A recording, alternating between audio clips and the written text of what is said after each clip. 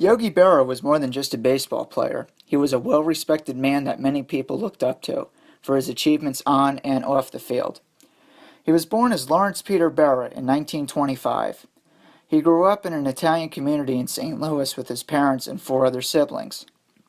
You're probably asking how he got the name Yogi. It goes all the way back to when he was a kid. Him and his friends went to see a movie. During the movie, Berra usually crossed his arms as if he were a yoga instructor, called a yogi. He has been referred to this name ever since. In 1941, Yogi tried out for the St. Louis Cardinals and was rejected. General Manager Branch Rickey stated that Yogi would never make it in Major League Baseball. However, Yogi signed a $500 contract with the New York Yankees the following year. In fact, his American Legion baseball coach recommended him. Yogi would start his baseball career for the Yankees in Norfolk, Virginia, playing for the Norfolk Tars. In 1944, Yogi would enlist in the Navy and serve our country in World War II. He was part of a six-man crew that took part in the Normandy invasion, known as D-Day. After the war, Yogi would return to baseball, playing for the Newark Bears. He played one season for them before making his debut in the Bronx in September 1946. Yogi often went to Biggie's Steakhouse, where he met an attractive waitress named Carmen Short. They dated for about 2 years before exchanging their vows in January 1949. Yogi was the quintessential family man. Him and his wife Carmen bought a home in Montclair, New Jersey, and raised 3 sons, Larry, Timmy, and Dale. Yogi told them, "Do what you love to do."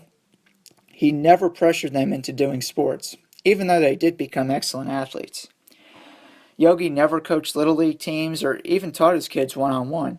He only urged them to have fun and play as many sports as they could. His son Dale once asked him if he wanted to play ball with him. Yogi replied, "That's what you have brothers for." His role of being an excellent father carried over to his major league career as well. He would go on to win 10 World Series championships with the Yankees, more than any other player, and 2 MVP awards in 1954 and 1955.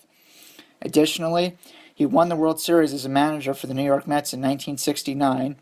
He would be elected to the Baseball Hall of Fame in 1972.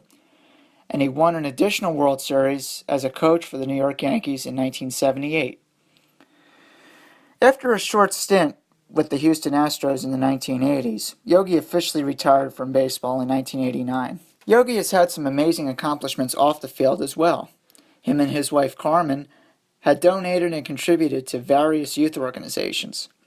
In 1996, Yogi received an honorary degree in humanities from Montclair State University. Just 2 years later, the university would open the Yogi Berra Museum and Learning Center, with Yogi Berra Stadium attached to it. On July 18, 1999, the Yankees hosted Yogi Berra Day to mark his long-awaited return to Yankee Stadium. The Yankees also had a game against the Montreal Expos. Pitcher David Cone did something that has only been accomplished 15 times before. Cone pitched a perfect game, which meant no runs, no hits, and no errors allowed. How fitting with Yogi in attendance. At the 1999 World Series, Yogi and Whitey Ford, 2 great Yankee legends, shared responsibilities of throwing out the first pitch. The Yankees would go on to win that World Series against the Atlanta Braves. In 2011, Yogi would receive the New York Yankees Lifetime Achievement Award for all of his accomplishments earned both on and off the field. Yogi is also known for his unique comments and expressions called Yogiisms.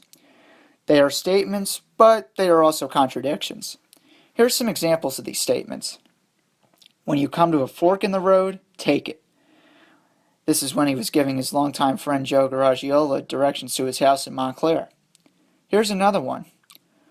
Always go to other people's funerals, otherwise they won't go to yours. And here's one more. It ain't over till it's over.